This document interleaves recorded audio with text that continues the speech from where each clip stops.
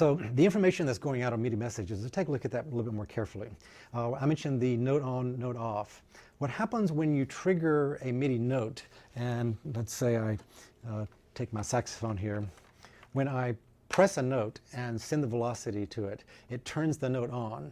When I stop blowing, what's going on is it's sending another MIDI note, but it's a note, the same pitch number, but with a 0 velocity. So how MIDI works is there is no note off command. Note off is the same note with a 0 velocity. So when I turn the note on, I send a number, say a number 60 from a middle C. That number 60 has a velocity, say, of 100 when I play it. And then as soon as I release that, it sends another MIDI data with a 0 velocity. So that's a little bit different than we imagined. There's not a separate note off number.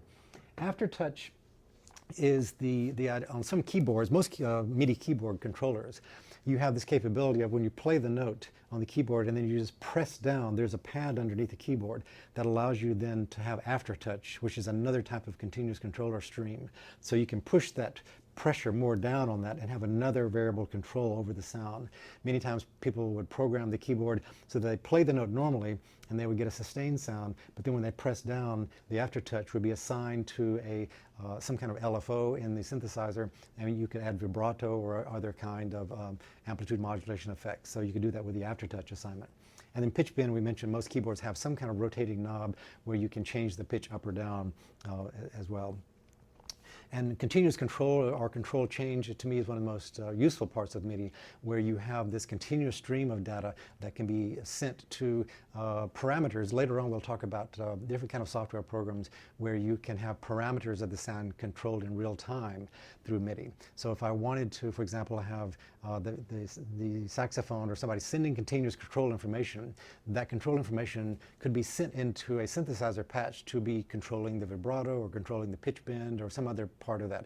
So continuous controller is one of the most useful functions, I think, of MIDI. We have something called program change. If you want to change the sound of a MIDI synthesizer box or device, there is no, remember, audio information coming through MIDI. What you have to do, you send a program change or a patch change command, and that's just a simple number. So on most MIDI synthesizers or samplers, each sound is loaded in and assigned to a particular program number. So to change from a saxophone to a bassoon sound, you have to just send a program change number through MIDI that would shift that in that particular device. So there are banks of those, and so the bank select is another part of how you change the sounds on that. When we're talking about synthesizers and how MIDI controls that, it's important to understand a few of the terms about synthesizers. One of the variables in synthesizers is what's called polyphony. So polyphony is a texture. You may have heard polyphony is used in the Renaissance for vocal style of writing, where you have multiple parts going on simultaneously.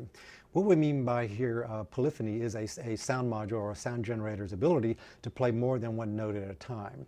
So if you have polyphony, for example, on a keyboard, a piano, if you put down on an acoustic piano, if you put down the pedal and you arpeggiate a chord, you may be sustaining 32, 40, 50 different pitches simultaneously if you arpeggiate from the beginning, from the lower end to the upper end of the piano.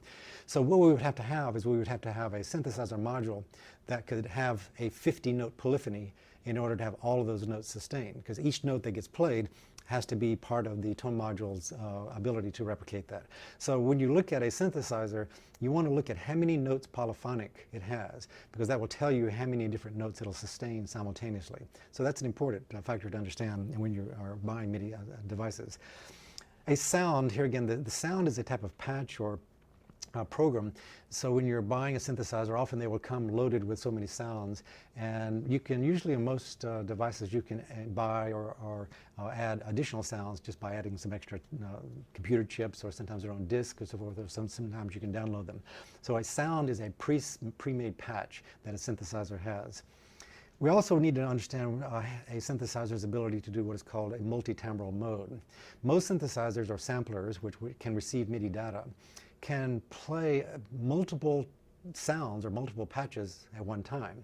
So if you have a multi-timbral synthesizer, that means you could be sending in MIDI data into, say, 8 or 16 different channels simultaneously, and it would be playing 8 or 16 different instruments. So it's really great because you could have one synthesizer box or sampler module that would be playing all your instruments of an orchestra. So your computer, which we'll talk about in a second, your MIDI sequencer device could be sending out 16 different MIDI channels, each one assigned to a different instrument in one module. So multi-timbral is what you always want in MIDI boxes because it gives you that capability of having a lot of different instruments played simultaneously. Remember, that's different than polyphony. Polyphony is just the number of notes that a module can sustain. So if you have an 8-voice multi-timbral capability, meaning you can sustain 8 different patches, but your polyphonic number is still a fixed number. So if you can only sustain 32 notes, that means you can only do 4 notes per instrument as such. So those are the 2 variables that you always want to look at with MIDI modules to see how many notes polyphonic and how many voices multi-timbral you can sustain. Very early on when MIDI first came out, people started sending information to each module, but each manufacturer ordered their voices and their patches in different arrangements. So if you were recording MIDI data into a computer sequencer, which many people were doing and still do today, then they would record it and they would have a patch number assigned to, say, this particular manufacturer. Saxophone would be a patch number 20, for example.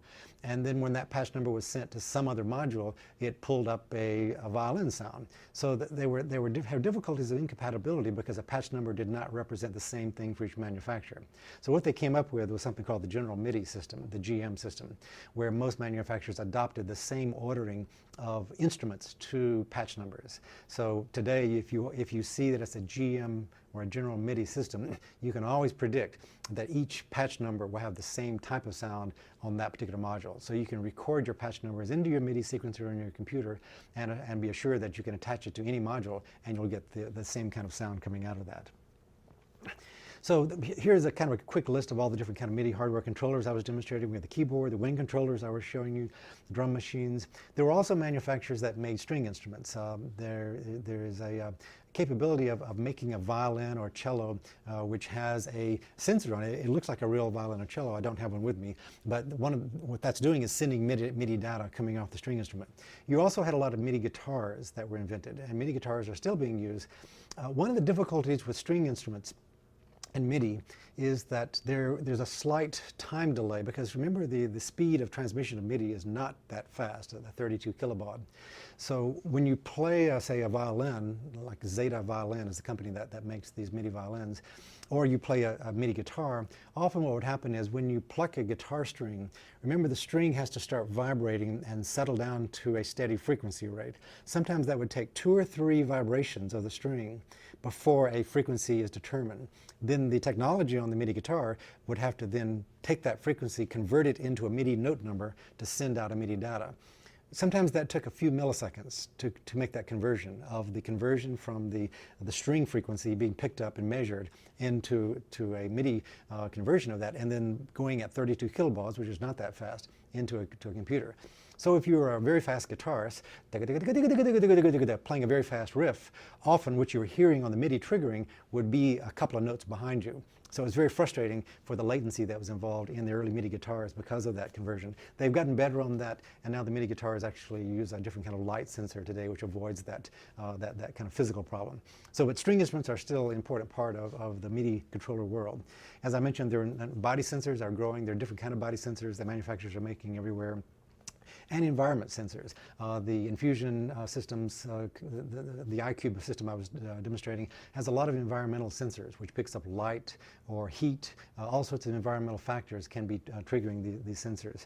And then there are also video cameras, devices where you can put a video camera and then assign different places of the video image to MIDI triggers. So if I'm standing here, for example, in one MIDI video sensor system, I could put little icons on the screen over here and over here, or down here, or here. So if I want to be moving my hand and breaking that trigger plane on the screen, it can be sending MIDI data. So I could be playing a cymbal up here, I could be doing a different drum over here. So I could be sitting here playing in the air, but the video image will be sending MIDI data according to when I break that screen. So the video sensors are a really interesting kind of MIDI triggers for that. And they're also on mobile devices. Your mobile Android or iPhone or whatever device you have, many times there's apps you can download for that which will generate MIDI data. Mostly those are being done through Open Sound Controller, which is another communication protocol which we'll be talking about later. But you will find the iPads, iPhones, different kind of devices that will be sending MIDI data as well. There are software converters that we'll be using once we get information into the computer. We'll be able to convert, there are programs which we'll be discussing a little bit later in the semester, in the class, which is programs which allow you to take data into the computer and then route that and send it to various places. So in those software programs, we will be able to convert audio data into MIDI, MIDI into audio, or OSC, Open Sound Control, into MIDI, and vice versa. So once we get to the more sophisticated software programs, we'll be able to take MIDI data, route it into the computer, and turn that into any other kind of information we want. And that's the beauty of this.